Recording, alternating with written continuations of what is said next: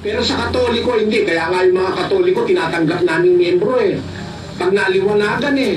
O Iglesia ni Manalo, may mga miyembro kami, mga Iglesia ni Manalo. Kasi naliwanagan na sila, hindi na sila naniniwala na si Manalo ay anghel. Kasi ang tao hindi anghel, ang anghel hindi tao. Si Manalo tao yun, namatay nga, ang anghel hindi namamatay eh. Kita mo? Napatunayan ko, pinagkumpara ko kasi naliwanagan ng Iglesia ni Manalo, lumipat sa amin. Ngayon, meron namang mga nakaalig sa amin, pumunta sa kanila, yung mga tiniwala. Di niya binigyang Alam yung libulto ng Katoliko, may Diyos doon. Basahin natin ang 17:29 ng gawa. Yamang tayo ay lahi ng Diyos, ay hindi marapat nating isipin na ang pagka-Diyos ay katulad ng ginto o ng pilak o ng bato na inukit ng kabihasnan at katalinuhan ng tao. Hindi natin dapat isipin na ang pagka-Diyos katulad ng ginto, pilak, bato, na inukit ng kabihasnan at katalinuhan ng tao. Hindi ba yan ay comparing? Di ba ginawa ni at mga apostol yan? Ginawa yan ni Kristo? Are they bitter? No. They just want people to know the truth and be saved. That is not being bitter. That is being compassionate. Yun ay pagkaawa sa kapwa na nasa mali, na niloloko, dinadaya para maakay mo sila sa totoo, sapagkat yun ang pagiging peacemaker. To let people know the real peace. Kasi dalawang klase ang peace. Peace sa sanlibutan at peace ni Kristo. 14:28 ng Juan. Narinig ninyo kung paanong 14:27. ang kapayapaan ay iniiwan ko sa inyo. Ang aking kapayapaan ay ibinibigay ko sa inyo. Hindi gaya ng ibinibigay ng sanlibutan. Ang ibinibigay ko sa inyo. Huwag magulumihanan ang inyong puso ni matakot man. My peace I leave you. My peace I give unto you. Not as the world giveth, give I unto you. Tanyo, iniiwan ko sa inyo ang aking kapayapaan. Hindi gaya ng sanlibutan. Sa sanlibutan ng kapayapaan, yung hindi ka na lang kikibo. Huwag mo atakihin kasi ang kapayapaan para sa kanila, hindi ganoon sa Diyos, iba. Ang kapayapaan para kay Kristo, unahin mo yung mali, itama mo sa tao para yung tao matatama mula sa mali, magkakaroon ng eternal peace in life. Sana naunawaan mo. Ngayon, sa tanong mo isa, paano ko mapapatunayan na hindi ako bulaang propeta? Hindi ako magpapatunay nun, kapatid. Ang magpapatunay nun ang Diyos. Basahin natin ang 3:34 ng Juan. Sapagkat ang sinugo ng Diyos ay nagsasalita ng mga salita ng Diyos, sapagkat hindi niya binigyang sukat ang Espiritu sa Kanya. Kaya ang sinugo ng Diyos, pagka sinugo ka, hindi ka bulaang propeta, di ba? Ang sinugo ng Diyos, nagsasalita ng mga salita ng Diyos.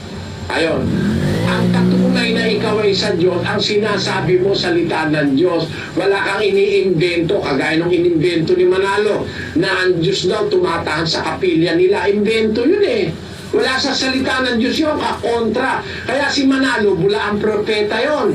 O ngayon, tinuturo kong bulaang propeta si Manalo kasi mali yung aral niya na ang Diyos tumitira sa kapilya nila. Sabi ni Pablo, hindi raw tumitira ang Diyos sa ginawa ng kamay ng tao. Alin ang bulaang propeta? Di si Manalo, ang tama si Pablo na hindi tumitira ang Diyos sa ginawa ng kamay ng tao. Ngayon, paano kung papatunayan ako bulaang propeta? Hindi ako bulaang propeta, hindi ako magpapatunay.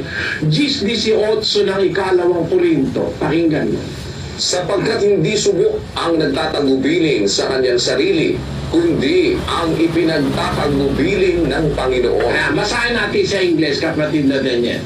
For not he that commendeth himself is approved, but whom the Lord commendeth. Hindi subo ang nagtatagubilin sa kanyang sarili, kundi ang ipinagtatagubilin ng Panginoon. Ang Diyos ang magsasabi na ikaw ay hindi bulaang propeta.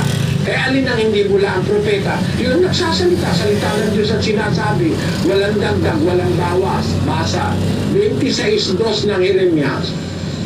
Ganito ang sabi ng Panginoon, tumayo ka sa looban ng bahay ng Panginoon at salitain mo sa lahat ng bayan ng Huda na nagsisiparoon upang magsisamba sa bahay ng Panginoon ang lahat na salita na iniutos ko sa iyo upang salitain sa kanila. Huwag kang magbawas ng kahit isang salita. Dapat huwag mong babawasan yung aral ng Diyos. Pwede mo ba dagdagan? Basahin natin ang Kawikaan 35. Bawat salita ng Diyos ay sumo, siya'y kalasag sa kanila na nanganganlong sa Kanya.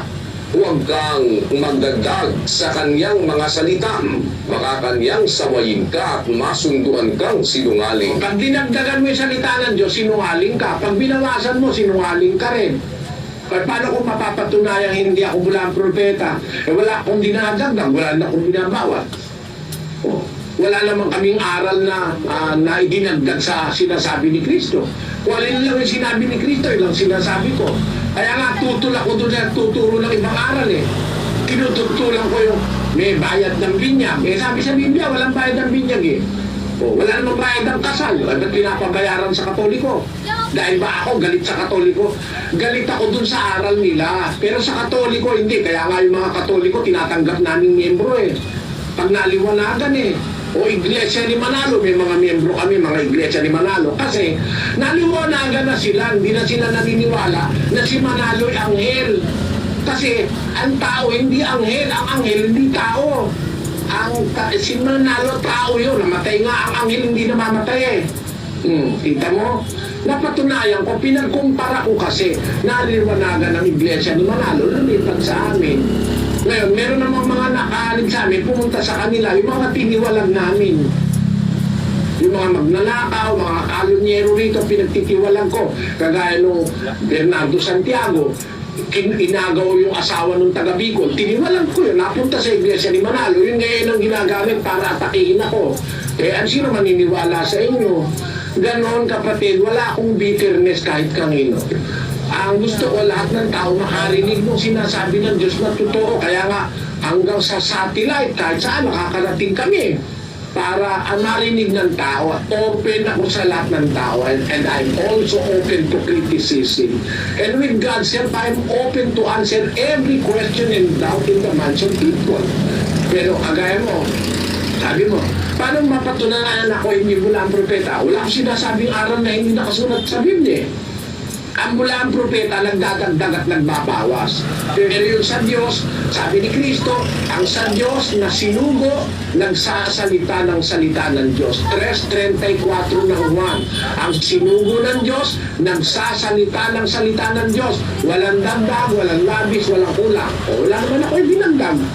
Pero ba ako itinurong dagdag? Wala. Pero sila, mapapatunayan ko may dinagdag. Kagaya nung laga. Wala naman sa Biblia yung lagak ng Iglesia ni Manalo eh. Wala yun. Yung banal na hapunan na umaga, wala sa Biblia yun. Labang sa Biblia yun. O ngayon, pag sinabi ko yun, akala mo galit ako sa kanila? Hindi. Para lang ang tao maliwanagan. Sana naliwanagan ka rin kapatid na Kriste.